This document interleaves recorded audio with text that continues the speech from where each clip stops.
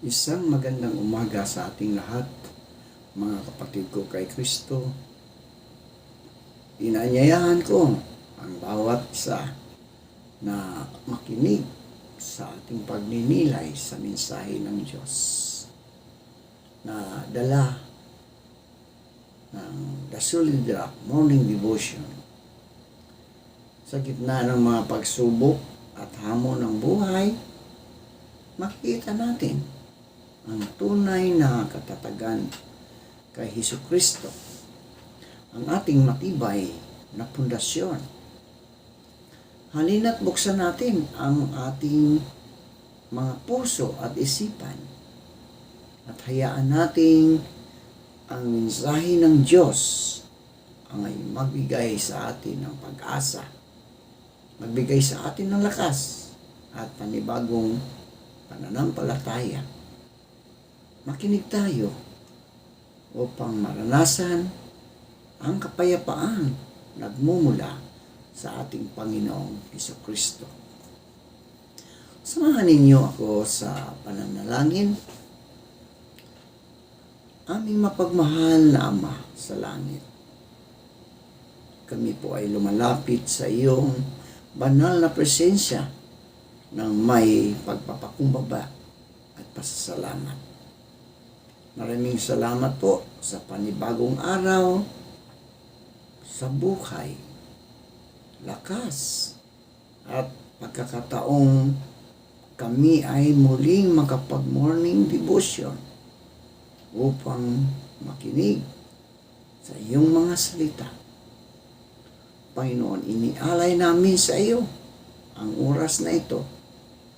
Linisin mo po ang aming puso at isipan mula sa anumang alalahanin o kasalanan na maaaring humadlang sa aming pakikinig at pag-unawa.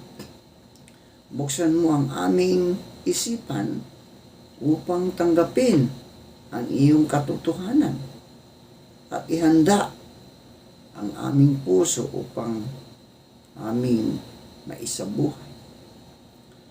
Banal na Espiritu Santo, ikaw po ang aming maging gabay at guro. Puspusin mo kami ng iyong karunungan, ng iyong kapayapaan at kagalakan habang kami ay nag-aaral at nakikinig.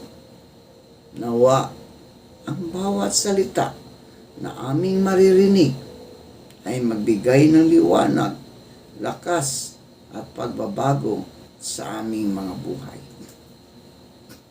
Panginoong Hesus, samahan mo rin ang iyong lingkod na magbahabahagi ng iyong mensahe. Bigyan mo siya ng tapang, karunungan at malinaw na pananalita upang maipahayag ang iyong kalooban. Ang lahat ng aming gagawin sa oras na ito ay para lamang sa iyong kaluwalhatian. Ikaw ang aming itinaas at parangalan. Ito po ang aming panalangin sa pangalan ni Jesus. Amen.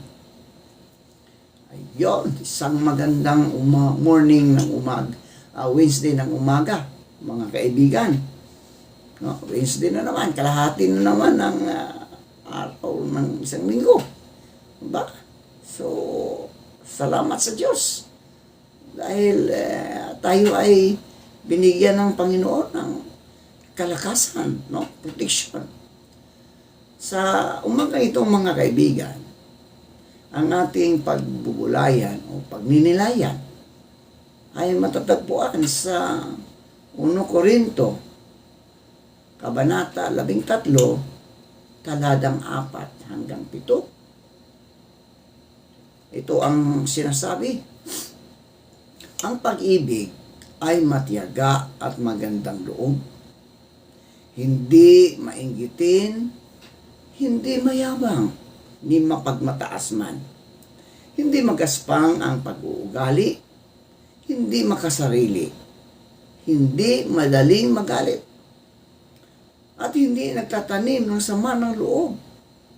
Hindi niya ikinatutuwa ang gawaing masama, ngunit ikinagagalak ang katotohanan. Ang pag-ibig ay mapagpatawad, mapagtiwala, puno ng pag-asa at mapagtiis. Pinagpala na po tayo sa pagkabasa at pagkarinig ng salita ng Diyos. Mga kaibigan ko, mga kapatid ko kay Kristo, sa talatang ito, inilalarawan ang pag-ibig bilang matiisin at mabait, no?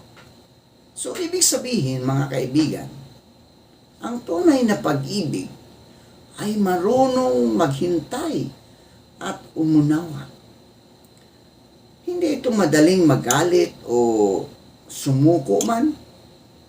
Sa halip, ito ay handang magpatawad at magbigay ng pangalawang pagkakataon.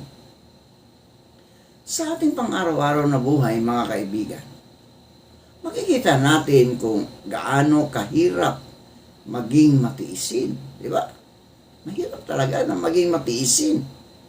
Lalo na kung tayo ay nasasaktan. Ngunit ang paalaala ng salita ng Diyos ay ang pag-ibig ay patuloy na nagpapakita ng kabutihan kahit sa gitna ng pagsubok. Sinasabi rin na ang pag-ibig ay hindi naiinggit at hindi nagmamapuri.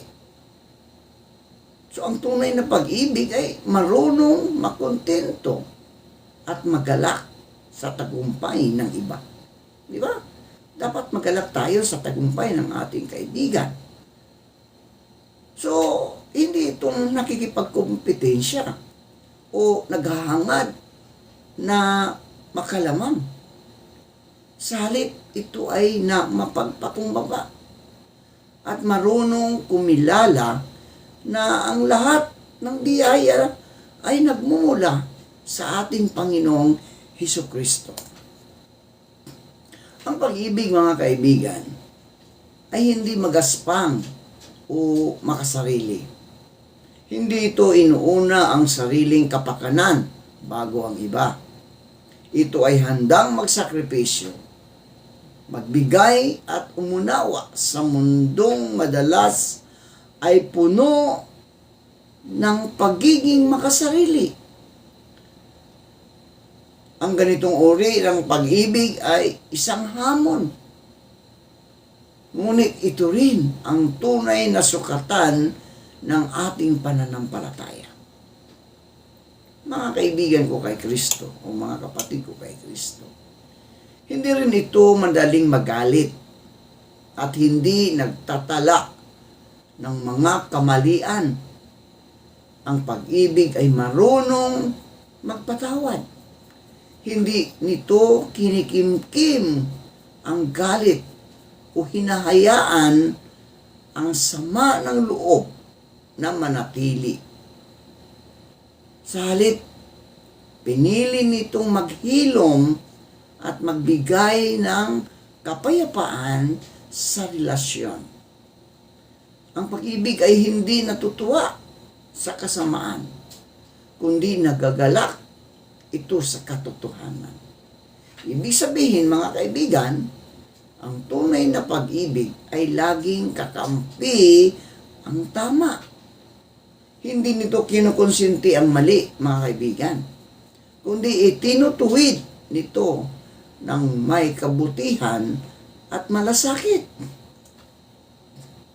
At higit sa lahat, ang pag-ibig ay laging nagtatanggol, laging nagtitiwala, laging umaasa, at laging nagtitiis.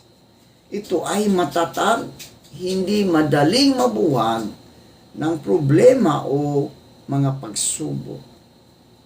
Ang ganitong pag-ibig ay hindi nakabase sa damdamin lamang, kundi sa matibay na desisyon na nagmahal kahit mahirap. Ang pag-ibig ay inilalarawan sa talatang ito na hindi lamang ideal. Ito ay isang paanyaya. Tinatawag tayo ng Diyos na isabuhay ang ganitong uri ng pag-ibig sa ating pamilya, sa ating mga kaibigan, at lalong-lalo na sa ating kapwa. Kapag ang pag-ibig na ito ay namamayani sa ating puso, nagiging salamin tayo ng pag-ibig ng Diyos dito sa mundo. Manalangin tayo. Aming mapagmahal na Ama sa Langit, maraming salamat po sa iyong mga salita na aming napakinggan at napagnilayan, lalo na sa mensahe ng pag-ibig. Panginoong Hesus, naway hindi lamang manatili sa aming isipan ang iyong mga aral, kundi maisabuhay namin ito sa aming pang-araw-araw na pamumuhay. Turuan mo kaming magmahal ng may pagtitiis, kabutihan, at pagpapakumbaba. Tulungan mo kaming iwasan ang inggit, ang galit, at pagiging makasarili. Patawarin mo kami sa mga pagkakataong kami ay nagkulang sa pag-ibig, sa salita man o sa gawa. Linisin mo ang aming mga puso at punuin ito ng iyong wagas na pag-ibig upang kami ay maging daluyan ng iyong biyaya sa iba. Bigyan mo kami ng lakas na magpatawad, magtiwala at patuloy na umasa kahit sa gitna ng pagsubok. Naway ang pag-ibig na nagmumula sa iyo ang siyang maghari sa aming buhay, sa aming pamilya at sa aming komunidad, sa aming pagpunta sa aming mga trabaho. Samahan mo kami at patnubayan sa bawat hakbang. Ingatan mo ang bawat isa at ipaalala mo sa amin na ang tunay na pag-ibig ay nagmumula sa iyo. Ang lahat ng ito ay aming idinadalangin sa pangalan ni Jesus. Amen. Amen.